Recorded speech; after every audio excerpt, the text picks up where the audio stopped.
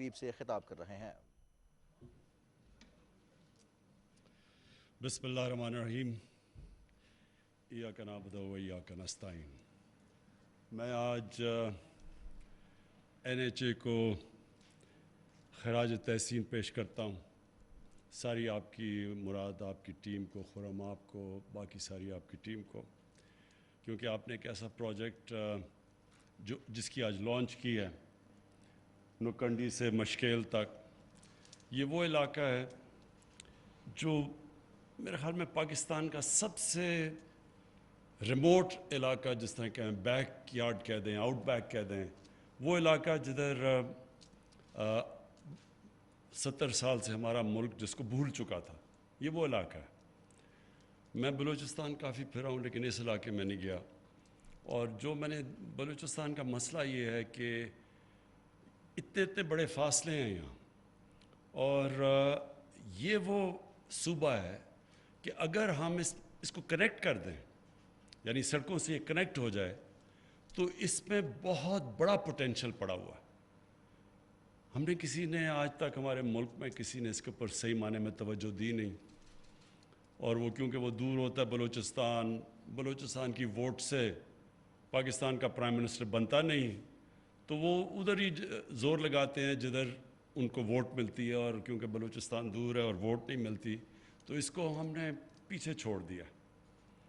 تو یہ جو پروجیکٹ ہے یہ اسی ایک ہماری بڑی کوشش کا حصہ ہے کہ جو لوگ پیچھے رہ گئے ہیں پاکستان میں ان کو ہم نے اوپر لے کے آنا ہے، اور جو علاقے پاکستان میں پیچھے رہ گئے ہیں ان کے اوپر پورا کانسنٹریٹ کرنا ہے کہ وہ علاقوں کو اب ہم مین سٹریم میں لے کے ان کو اٹھائیں۔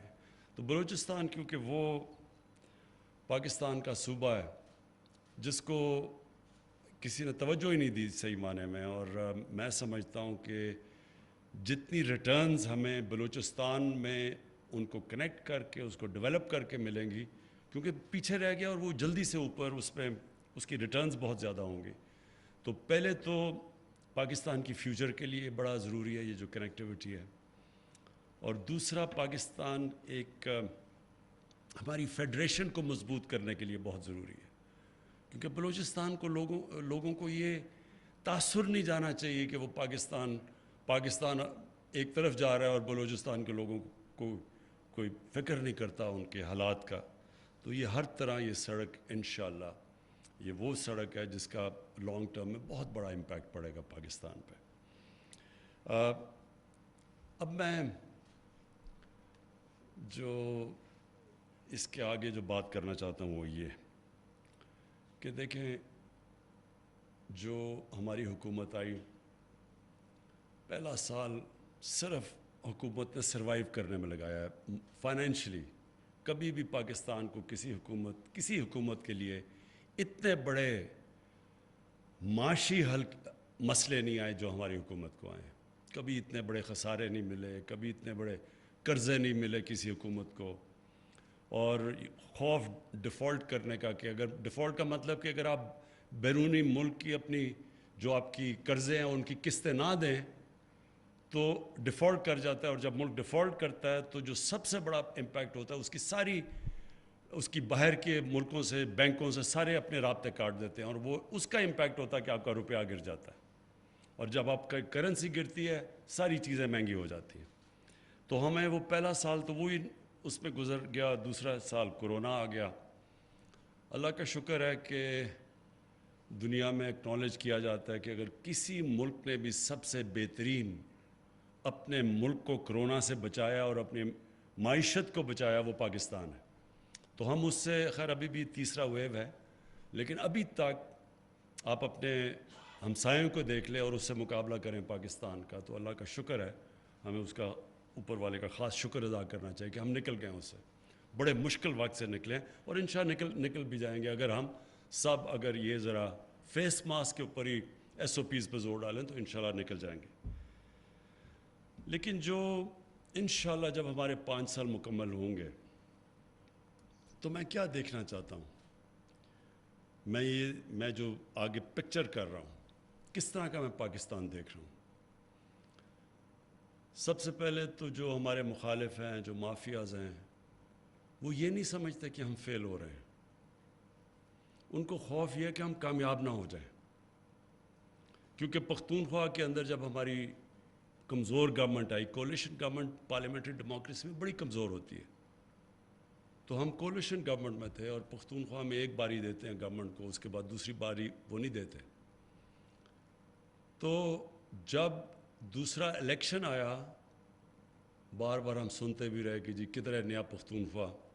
تو جب الیکشن آیا تو پختونخوا کے اندر پہلی دفعہ ایک حکومت نے صرف واپس ہی نہیں آئی بلکہ 2/3 اکثریت لے کے آئی. اور وہ جو ہمارے مخالف تھے وہاں پختونخوا میں، وہ ساری پارٹیز کا جو حالات ہیں وہ آج آپ دیکھ ہی لیں کہ جو ساری پرانی پارٹیز تھی ان کا بہت برا حال ہے. وہی ڈر لگا ہوا ہے اب یہاں ان کو کہ باقی سارے پاکستان کے اندر اب کیونکہ فیڈرل لیول پہ ہماری حکومت آئی ہے تو ان سب کو ڈر لگا ہوا ہے کہ کامیاب نہ ہو جائے. تو اس لیے پہلے دن سے شور مچا دیتے ہیں کہ فیل ہوگی گورنمنٹ، خواہش ہے ان کی فیل ہونے کی، کیونکہ ان کو اپنی سیاسی موت نظر آ رہی ہے. لیکن میں کیا دیکھنا چاہتا ہوں؟ پہلے تو میں یہ دیکھنا چاہتا ہوں کہ 5 سال کے بعد ہمارے ملک کے اندر جو سڑکیں مراد سعید نے جو بات کی ہے بالکل کہ 6000 کلومیٹر کی اب ہمارے منصوبے بنے ہوئے ہیں، لیکن ان علاقوں کی سڑکیں جن میں جو پاکستان کو کنیکٹ کر دے گا، اس میں بلوچستان میں بہت زیادہ سڑکیں کبھی کسی گورنمنٹ نے اتنی سڑکیں بلوچستان میں نہیں بنائی جو ہمارے 5 سال میں انشاءاللہ بنیں گی. اس کے علاوہ جو میں چاہتا ہوں کہ جو 2 چیزیں جس کے اوپر میں بار بار کہتا ہوں کہ ایک قوم جب عظیم قوم بنتی ہے تو اس کی بنیاد 2 چیزوں پہ رکھی جاتی ہے، اور یہ جب ہم مدینہ کی ریاست کی بات کرتے ہیں تو وہ 2 چیزوں کے اوپر وہ ایک ریاست کھڑی ہوئی تھی جو دنیا کی سب سے بڑا انقلاب آیا تھا دنیا کی تاریخ میں. تو ایک تو قانون کی بالادستی، اس ہمت بڑا سمپل ہے، تحریک انصاف کی تحریک، کہ سب انصاف کا مطلب سب قانون کے سامنے ایک برابر. جب قانون کے سامنے لوگ ایک برابر نہیں ہوتے تو وہ جنگل کا قانون ہوتا ہے، مائٹ از رائٹ. جو جنگل میں شیر کے اور کوئی قانون وہ جو مرضی چاہے کرے، پھر اس سے نیچے جو طاقتور ہے وہ جو مرضی چاہے، سب سے کمزور بیچارہ چھپتا پھرتا ہے. اس کو جنگل کا قانون کہتے ہیں. اور کبھی بھی ایک معاشرے نے ترقی نہیں کی جدھر قانون کی بالادستی نہ ہو. تو مدینہ کی ریاست میں سب سے پہلے خوشحالی آنے سے پہلے قانون کی بالادستی قائم کی گئی. اور یہ جو سارا شور مچا ہوا ہے آپ نے، یہ جو سارے مافیاز، کبھی کوئی مافیا کھڑا ہو جاتا ہے، کوئی بلیک میل کرتا ہے، اس کا صرف ایک مقصد یہ ہے کہ یہ اپنے آپ کو قانون کے اوپر رکھنا چاہتے ہیں. یہ بلیک میل کرنا چاہتے ہیں کہ ہم نہیں تو تمہاری گورنمنٹ گرا دیں گے، لیکن اگر ہمیں این آر او نہ دیے یا پریولیجز نہ دیے یا امیونٹی نہ دی. دوسری جس کی وجہ سے قوم اٹھتی ہے وہ ہے انسانیت کا نظام. فلاحی ریاست دنیا کی تاریخ میں پہلی دفعہ مدینہ کی ریاست بنی تھی. یہ جو 2 چیزیں ہیں یہ بنیاد ہیں، باقی بھی چیزیں ہوتی ہیں، لیکن قوم نے اگر اٹھنا ہے تو اس میں یہ 2 کوالٹیز ہونی چاہیے. اس کے بعد وہ آٹومیٹکلی جب قوم کے اندر انسانیت کا نظام آتا ہے تو وہ اپنے لوگوں کی تعلیم بھی دیتی ہے، بچوں کو تعلیم دیتی ہے، وہ سب کچھ کرتی ہے. لیکن سب سے پہلے اس میں رحم ہونا چاہیے کہ کمزور طبقے کو ہم نے اوپر لے کے آنا ہے. اب آپ کے سامنے مثال ہے، ایک طرف ہندوستان ہے، دوسری طرف چائنا، 2 ملک جن کی 1 ارب سے زیادہ آبادی ہے. 35 سال پہلے چائنا اور ہندوستان تقریباً ایک ہی جگہ پہ کھڑے تھے، صرف 35 سال پہلے. آج چائنا کدھر ہے اور ہندوستان کدھر ہے؟ کیا فرق ہوا ان دونوں میں؟ چائنا کے اندر لیڈرشپ آئی جس نے طاقتور کو قانون کے نیچے لے کے آئے. 450 وزیروں کو انہوں نے جیلوں میں ڈالا کرپشن پہ. اس سے جو سرکاری نوکر تھے وہ تقریباً کوئی 1,00,000 سے اوپر تھے، لیکن صرف وزیروں کو، منسٹیریل لیول کے لوگوں کو 450 کو جیل میں ڈالا. قانون قائم کیا انہوں نے کہ طاقتور کو قانون کے نیچے لے کے آئے. اور دوسری چائنا نے کیا چیز کی جو دنیا کی تاریخ میں نہیں ہوئی، انہوں نے اپنے غریب طبقے کو اوپر اٹھایا. دنیا کی تاریخ میں یہ نہیں ہوا کہ 70 کروڑ لوگوں کو انہوں نے پچھلے 30 سال میں غربت سے نکال کے اوپر لے آئے. اور ابھی چائنیز پریزیڈنٹ نے اناؤنس کیا کہ ہم نے غربت، ایکسٹریم پاورٹی ختم کر دی ہے چائنا میں. ہندوستان میں دیکھیں کتنے وزیروں کو انہوں نے جیلوں میں ڈالا. اور پھر غربت دیکھیں, سب سے زیادہ امیر اور غریب میں ہندوستان میں فرق ہے. تو اوپر آنے کے لیے یہ ریکوائرمنٹس ہیں دو جو کہ مدینہ کی ریاست میں. طاقتور کو قانون کے نیچے لے کے آؤ, نچلے طبقے کو اوپر اٹھاؤ, فلاحی ریاست بناؤ. تو میں کیا دیکھنا چاہتا ہوں پاکستان میں 5 سال کے بعد؟ میں یہ دیکھنا چاہتا ہوں کہ یہ جو بڑے بڑے مافیاز ہیں ان ساروں کو قانون کے نیچے لے کے آؤں. ان کو پہلی دفعہ پاکستان میں رول آف لا قائم کریں. رول آف لا کا مطلب ہوتا ہے قانون کی حکمرانی. جو جنگل کا قانون ہے اس میں طاقت کی حکمرانی ہوتی ہے. اگر کسی نے کلاسک اگزامپل دیکھنا پاکستان میں کیا ہوا 90 کی دہائی میں, 88 میں پیپلز پارٹی پاور میں آئے, آصف زرداری سیدھا پرائم منسٹر ہاؤس. 90 میں پیپلز پارٹی جاتی ہے, Asif Zardari prime minister house سے سیدھا جیل میں کرپشن پہ. 93 میں نون لیگ جاتی ہے, پیپلز پارٹی پھر پاور میں آتی ہے, وہ جیل سے سیدھا پرائم منسٹر ہاؤس. اور 96 میں جیسی پیپلز پارٹی جاتی ہے وہ پرائم منسٹر ہاؤس سے سیدھا جیل میں. تو وہ قانون کی حکمرانی نہیں تھی, طاقت کی. جب طاقت میں آؤ سارے کیسز ختم. جیسے ہی آپ طاقت سے جاؤ سیدھا واپس جیل میں. تو یہ قانون نہیں ہے. تو یہ جنگ لڑی جا رہی ہے, تحریک انصاف, قانون کی جنگ. تو یہ میرا سب سے بڑا ہے کہ انشاءاللہ بڑے بڑے مافیاز کو قانون کے نیچے لے کے آئیں گے. یہ میرا پہلا آبجیکٹو ہے. اور دوسرا آبجیکٹو یہ ہے کہ جو اپنے کمزور طبقے کو ہم ایسا اٹھائیں گے جو کبھی پاکستان میں پہلے نہیں اٹھایا. مثلا سب سے زیادہ پرابلم ہوتا ہے لوگوں کو جب ایک غریب گھرانے میں بیماری ہوتی ہے. شوکت خان ہم اس لیے بناتا ہے غریب آدمی کو. جب کینسر میں دیکھا تو میں نے سوچا کہ ہم اتنا مہنگا علاج ہمارے لیے اتنا مشکل ہے, تو اس غریب گھرانے میں کیا ہو رہا ہوگا. اسی طرح جو اب ہمارے 2 صوبوں کے اندر جدھر ہماری حکومت ہے ہیلتھ کارڈ لے کے آئے ہیں, یہ انقلاب ہے. یہ میں آج آپ کو کہہ رہا ہوں کہ 5 سال کے بعد آپ دیکھیں گے کہ پرائیویٹ سیکٹر ہاسپٹلز بنا رہا ہوگا دیہاتوں کے اندر. ادھر بلوچستان کے علاقوں میں بنا رہا ہوگا, کیونکہ وہ بھی ہیلتھ کارڈ, وہ بھی ہیلتھ انشورنس لے کے آ رہے ہیں بلوچستان میں. اب تک کیوں نہیں جاتا تھا پرائیویٹ سیکٹر گاؤں میں, دیہاتوں میں؟ کیونکہ ان کے پاس پیسہ نہیں تھا اس کے لیے. اب سب کے پاس ہیلتھ کارڈ ہوگا. تو پرائیویٹ سیکٹر پہلی دفعہ ایک پاکستان کے اندر ہسپتال بنائے گا. یہ آپ دیکھتے رہیں کہ یہ آغاز ہم نے کر دیا ہے. پختونخوا کے اندر سب شہریوں کو ہیلتھ کارڈ مل گیا, ہر خاندان کو. پنجاب کے اندر اس سال کے آخر تک سب شہریوں کو ہیلتھ کارڈ مل جائے گا. دوسری چیز یہ جو ایک پاکستان میں عذاب انگلش میڈیم, اردو میڈیم, دینی مدرسے, یہ پہلی دفعہ ایک کورس سلیبس پاکستان میں لے کے آ رہے ہیں. اگر انگریزی میں آئی ٹی کے لیے انگریزی چاہیے تو سب بچوں کو انگریزی پڑھائیں. یہ کیا کہ صرف ایک طبقے کو انگریزی اور اچھی نوکریاں. یہ پہلی دفعہ آ رہا ہے پاکستان میں بڑی مشکلوں سے. اور میں اپنے فیڈرل ایجوکیشن منسٹر کو داد دیتا ہوں, شفقت محمود کو. انہوں نے بڑی کنسلٹیشنز کر کے ایک کورس سلیبس لے کے آ رہے ہیں جو سب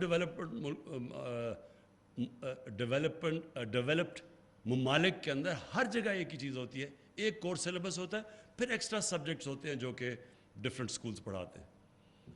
اور پھر جو ہماری کوشش ہے فلاحی ریاست بنانے کی, پناہ گاہ, ہر جگہ جدھر مزدور جاتے ہیں ہماری کوشش ہے کہ وہاں ایک پناہ گاہ ہو کہ مزدور آ کے مفت ٹھہر سکیں, ان کو کھانا دے سکیں, ان کو اچھی رات سو سکیں, ان کو کرایہ نہ دینا پڑے, ان کو کھانے پہ پیسے خرچ نہ کرنا پڑے, تاکہ جو بھی پیسہ بچے وہ اپنے گھر بھیج سکیں.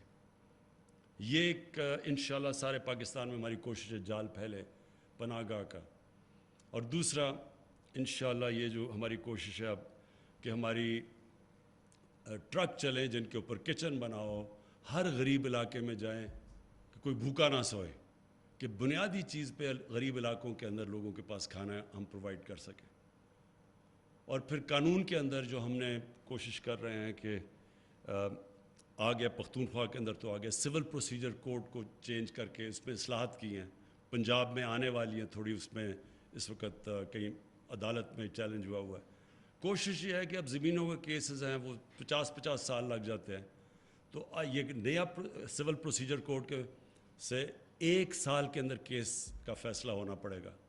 تو اس سے بھی ایک بہت بڑا انقلاب آئے گا جو اب تک نہیں آیا. تو انصاف ملے لوگوں کو, عام لوگوں کو تعلیم ملے اور ایک موقع ملے ان کو اوپر آنے کا. اور پھر جو 2 بڑے شعبے ہیں انڈسٹری اور ایگریکلچر, اس کے اندر ابھی بھی پاکستان کی انڈسٹری جس طرح آج اٹھ رہی ہے, میں دعوے سے کہتا ہوں کہ 50 سال کے بعد پہلی دفعہ پاکستان کی انڈسٹری اٹھ رہی ہے.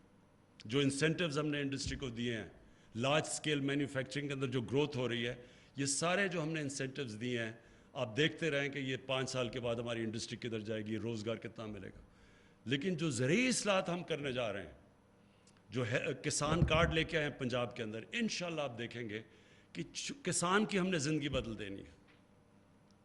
اور ڈائریکٹلی اس کو سبسڈی, ہمارے تقریباً 65% کسانوں کی 5 ایکڑ سے کم زمین ہے, تو ان کو ڈائریکٹ ہم سبسڈائز کریں گے, ان کی کھادیں دیں گے, ان کو کریڈٹ پہنچائیں گے, اس کو امپاور کریں گے. اور غربت کم کرنے کا یہ سب سے بڑا طریقہ ہے کہ چھوٹے کسان کی مدد.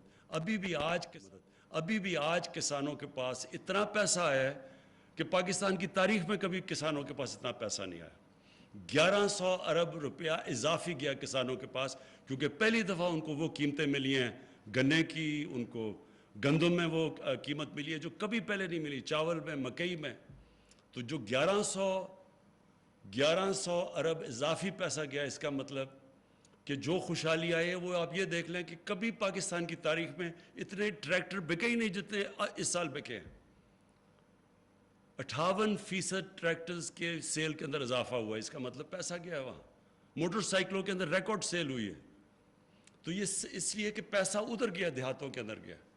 اور انشاءاللہ جو آخر میں کہنا چاہتا ہوں, ہمارا جو احساس کا پروگرام ہے, ہم نے اب پورا ڈیٹا کمپلیٹ کر لیں گے اپنے غریب سارے پاکستان کے گھرانوں کا. تو جو نچلے طبقے کے گھرانے ہوں گے ان کو ڈائریکٹ سبسڈیز دیا کریں گے. مثلا اگر گندم کی قیمت اوپر گئی تو جو یہ غریب گھرانے ہیں ان کو ہم پھر سبسڈیز دیں گے کہ ان کو اگر قیمت اوپر بھی گئی, کیونکہ ساری دنیا میں ساری کموڈیٹیز کی قیمتیں اوپر گئی ہیں, تو ہم کم از کم ان کو پروٹیکٹ کریں اپنے غریب گھرانوں کو. ایک پورا ہمارے پاس ڈیٹا بیس آ گیا ہے. اور انشاءاللہ آپ دیکھیں گے کہ ہمارا جو آپ احساس کا پروگرام, جس کے اندر ہم اب ڈائریکٹ سبسڈی دے سکیں گے غریب گھرانوں کو. اگر مطلب بجلی مہنگی ہوگی تو ان کو بجلی کی سبسڈی دے دیں گے, اگر گندم مہنگی ہوئی, چینی مہنگی ہوئی, تو ہم ان کو ڈائریکٹ سبسڈائز کریں گے تاکہ اپنے نچلے طبقے کو ہم اس کی حفاظت کریں, اس کی مشکلیں کم کریں, اس کو تاکہ موقع ملے ان کو ہم غربت سے نکالیں. پھر سے مراد سعید آپ کو رہنے چاہیے کو میں بہت مبارک دیتا ہوں. آج وزیراعظم عمران خان نوکنڈی تماشکیل شاہراہ کی تقریب کے منصوبے کا سنگ بنیاد رکھنے کی اس تقریب سے خطاب کر رہے تھے. وزیراعظم عمران خان نے NHA کو شاندار کارکردگی پر خراج تحسین بھی پیش کیا. وزیر مواصلات مراد سعید کو انہوں نے مبارکباد پیش کی. وزیراعظم عمران خان کا یہ کہنا ہے کہ ہمارے 5 سال میں بلوچستان میں سب سے زیادہ سڑکیں بنیں گی. بلوچستان کو سڑکوں کے ذریعے منسلک کیا جائے تو قدرتی وسائل سے بھرپور استفادہ کیا جا سکتا ہے.